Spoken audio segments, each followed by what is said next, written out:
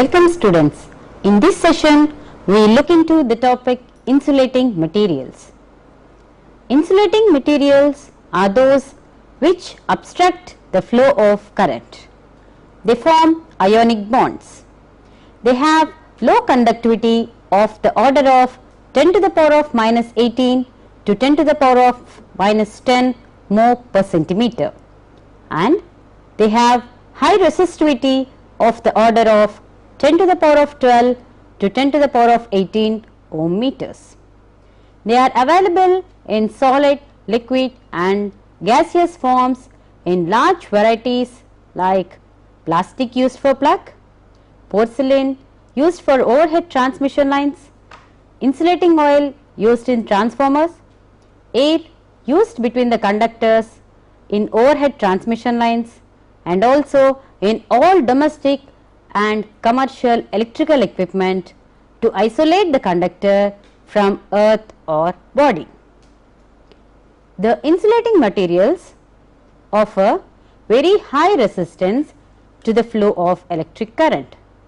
They require extremely high voltage of the order of kilo or megavolts to send a few milliamperes of current through them. In ideal insulators, static electric field penetrates uniformly. Insulators are used primarily for storage and also in all domestic and commercial electric equipment to isolate the conductor from earth or body. The main topics to be discussed today are the introduction to insulators, the various properties of insulating materials, the factors affecting the properties, the classification of insulating materials, and the different types of insulating materials. The first topic under discussion is the introduction to insulators. The insulators are the materials which have the atoms having the valence electrons 8 or nearer to 8. They are in the most stable condition.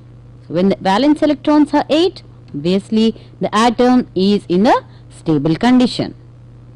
They offer very high resistance as there are no free electrons. Also, the forbidden energy gap between the valency band and the conduction band is more. For the electrons to jump from the valency band into the conduction band, you need to give lots of energy, and hence the forbidden energy gap is more. So, the static electric energy penetrates uniformly in them. Now, we will see here the atomic structure of an insulating material called neon. Here, the atom has 8 electrons in its valence shell, that is the outermost orbit, and hence it is stable.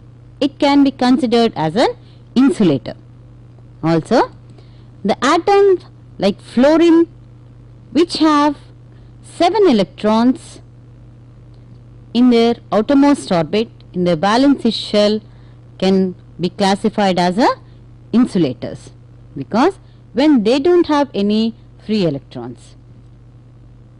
Also, the atoms like oxygen, which have only 6 electrons in the valence electron, they can also be classified as insulator, but the insulating properties of oxygen is less than that of fluorine and neon. The atoms having 8 electrons and 7 electrons in the outermost orbit behave as good insulators compared to the atoms having 6 valence electrons. Now, we will look into the energy bands of the different types of materials like conductors, semiconductors and insulators. The conductors are the materials which allow the current to flow through them. Hence, the valency band and the conduction band overlap. in case of semiconductors, for the electrons to jump from the valency band to conduction band, you need to give only small amount of energy, hence there arises a forbidden gap. This gap is less. In case of semiconductors, we have 4 valence electrons. So, for the electrons to be removed from the outermost orbit or to come from valency band to the conduction band, the gap is less. But in case of insulators which have almost filled outermost orbits, for the electrons to be jumped from valency band to conduction band, the energy to be supplied is much higher. Hence we see here the forbidden gap is more in case of insulators as compared to semiconductors. Of course, in case of conductors, both the conduction band and the valency band overlap. The insulating materials offer very high resistance to the flow of electric current. They require extremely high voltage of the order of kilo or megavolts to send a few amperes of current through them. In ideal insulators, static electric field penetrates uniformly. Insulators are used primarily for storage of electric energy, as in capacitors, and are known as dielectrics, but when used to prevent the leakage of current to any undesired conducting medium, they are known as insulators. Almost all the insulating materials have negative temperature coefficients of resistance, and as such their resistivity is reduced with increase in temperature. The function of insulator is very important, without which no electrical machine can work. Majority of the breakdown in the field of electrical engineering is due to the failure of insulation. The importance of insulation material is ever increasing day by day, as there are innumerable number of types of insulators available in the market. The selection of a right type of insulating material for a particular job is very important, because the life of the equipment will depend on the type of insulating material used. All the insulators, when used, should not only behave as insulators over a wide range of electric voltage, but must be strong enough mechanically, should not get affected by heat, atmosphere, chemical effects, and should be free from deformation due to aging. Therefore, before selecting an insulating material, it is quite essential to know its various properties and their effects on insulation. Now, we look into the various properties of insulating materials. The various properties of insulating materials are electrical properties, visual properties, that is how they appear, the mechanical properties, that is their strength, the thermal properties, that is their heat resistance, and also the chemical properties, their reaction with the other atoms. Right. Now, we look into each of these properties in detail. First one is the electrical properties of insulating materials. The electrical properties of insulating materials can be divided into two, that is insulating resistance and dielectric strength. Again, the insulating resistance can be studied as the volume resistance and surface resistance. The insulating resistance is the property of an insulating material by virtue of which it resists the flow of electric current through it. That is, by the property by which it will not allow the current to flow through it. It is of two types. One is volume resistance and the other is surface resistance. Volume resistance is the resistance offered to the current which flows through unit cube of the material. It is measured in ohm meter. The surface resistance is the resistance offered to the current which flows over the surface of the material. It is measured in ohm per square meter. The factors affecting the insulating resistance are the temperature, moisture, applied voltage and aging. Now we will see how these factors affect insulating resistance. First is temperature. The temperature affects the insulating resistance of a material. Here we see when the temperature is less, the resistance of the material is high. As the temperature goes on increasing, the resistance goes on decreasing. This is in case of insulators, and hence insulators are said to have negative temperature coefficient. Here we see in the graph, when the temperature is less, the resistance is high. It goes on decreasing as the temperature increases. Moisture decreases the surface resistance and causes insulation breakdown when insulators are exposed to moisture. The next factor is applied voltage. The insulation resistance varies with the change in applied voltage above a certain potential. The other factor is aging. As the insulation serves for a longer period, its resistance decreases with the age of service. This is known as aging. For example, the life of an underground paper insulated cable is about 50 years. It means it tends to deteriorate after 50 years. The next factor affecting insulating resistance is dielectric strength. Every electrical apparatus is designed so as to work within a defined range of voltage. If the operating voltage is increased gradually, then at some value of voltage a breakdown will occur, puncturing the insulation permanently. The dielectric strength or breakdown voltage is the minimum voltage which, when applied to any insulating material, will result in the destruction of its insulating properties. It is expressed in kilovolt per centimeter or kilovolts per millimeter. For example, the breakdown voltage of air is 30 kilovolts per centimeter. It means that the maximum voltage 1 centimeter of air can withstand is 30 kilovolts. Right? Now we will see the factors affecting dielectric strength. The factors affecting dielectric strength are temperature, humidity.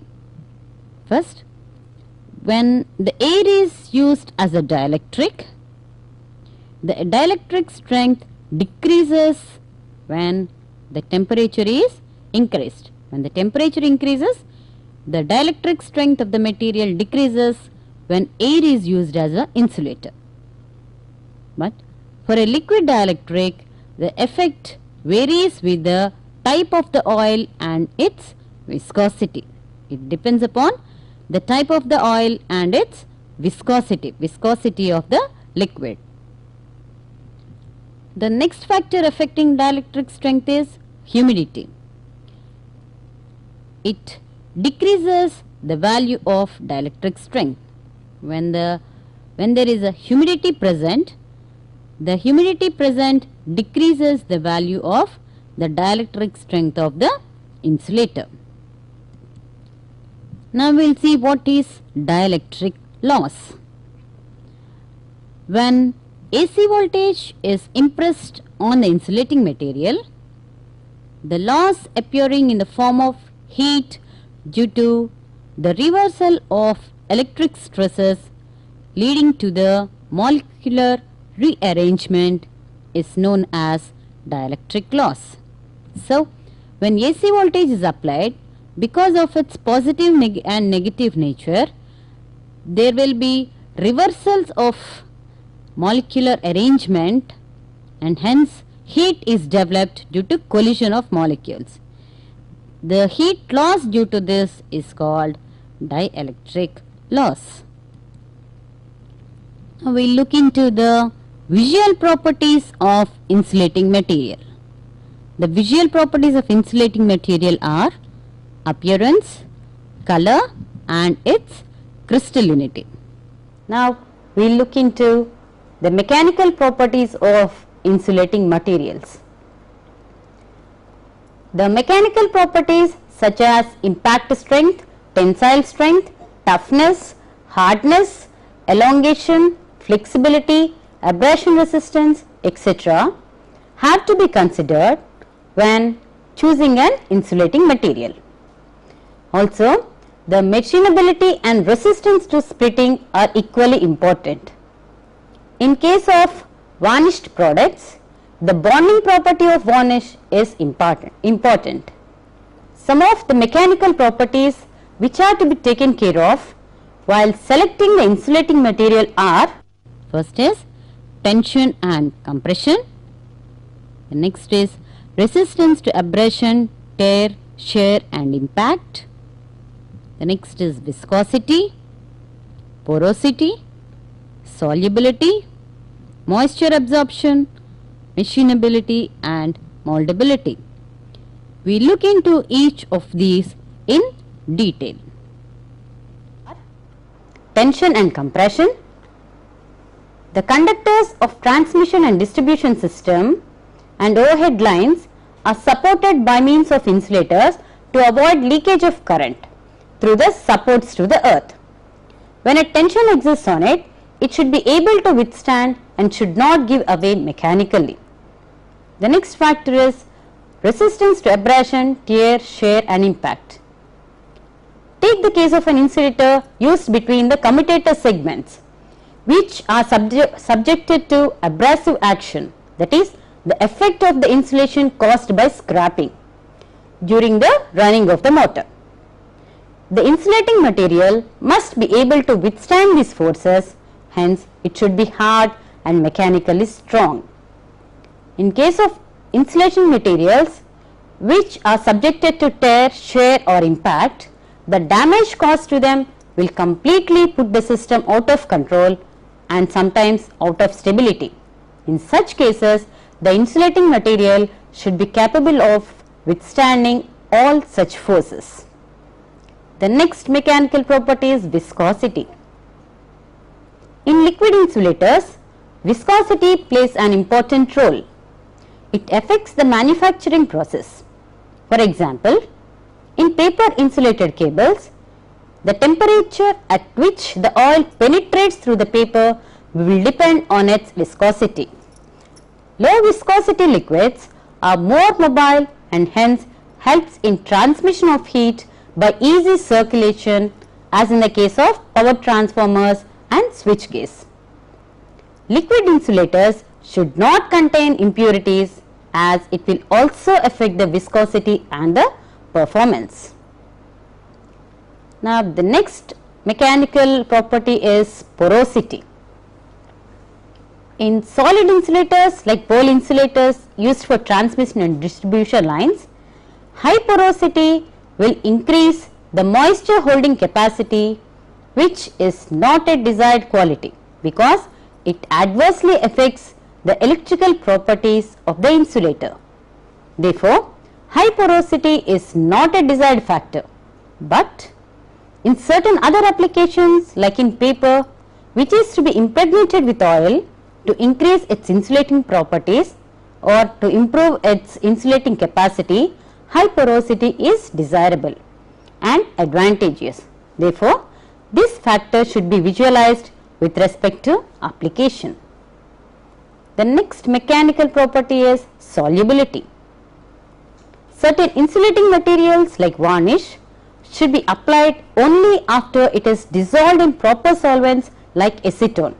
In such cases, insulating materials should be soluble in certain suitable solvents, but it should not be soluble in water. Otherwise, the moisture of atmosphere will be able to remove the applied insulation and cause breakdown. The next factor to be considered is moisture absorption. The insulating material should not absorb moisture, as moisture lowers the electrical resistance and dielectric strength. Due to this, certain chemical and mechanical effects like swelling, wrapping is something becoming bent or twisted from the original shape, or corrosion may also occur. The insulating materials should not absorb moisture, but even if it is so, it should be as low as possible without disturbing its electrical characteristics. The last factor to be considered is machinability and moldability. In the manufacturing of solid insulating material, it should have the property of being easily molded and machined into a required shape and size. The thermal properties of insulating material are: the insulating materials must be stable within the allowed temperatures. Certain materials like waxes, plastics, bitumen compounds and resins are softened at low temperatures. This may cause deterioration of mechanical properties and the insulation may melt out of the coil windings, etc., causing internal short circuits. Some of the thermal properties are melting point, flash point, volatility, thermal conductivity, thermal expansion and heat resistance. Right. We will look into each of these in detail. Melting point. The melting point of liquid dielectric used in solids should be sufficiently high. Melting point is important in specific cases like non-draining compound paper, insulating cable. It is desired that in entire operating range of cables, the impregnated compound must not melt. The next thermal property is flash point. This is an important factor when selecting oils for transformers and switch gears and other oil immersed apparatus. An insulating material should not catch fire at the operating temperature. The flash point of a liquid dielectric is that temperature at which the liquid begins to ignite. The next property is volatility. A volatile material cannot act as a good insulator. When a trapped gas is evolved from a volatile insulating material subjected to volatile stress, the breakdown of insulation is accelerated. Hence, the material used for insulation should not exhibit volatile property. Next is thermal conductivity. During the thermal operation, heat is generated due to copper losses within the conductor and its dielectric losses within the insulator. The entire heat produced should be transferred to the outside atmosphere so as to maintain the operating temperatures within the limits. Hence, an insulator that is used should have very low thermal conductivity, especially in high voltage apparatus where the thickness of insulation is more. The next is thermal expansion. Due to repeated and rapid load cycles to an equipment, corresponding expansion and contraction of the insulator occurs, leading to the possibility to the formation of voids. When two insulating materials combine to form an insulating system, due to two different coefficients of thermal expansion, formation of voids is inevitable. This void formation plays a major role in the breakdown phenomena. The next factor is heat resistance. The insulating material used must be able to withstand the heat produced due to continuous operation and remain stable during the operation. This property is known as heat resisting property. It should at the same time not get damaged, or it should not damage the other desired properties. Only then current loading can be increased, thereby making the apparatus capable of holding more power.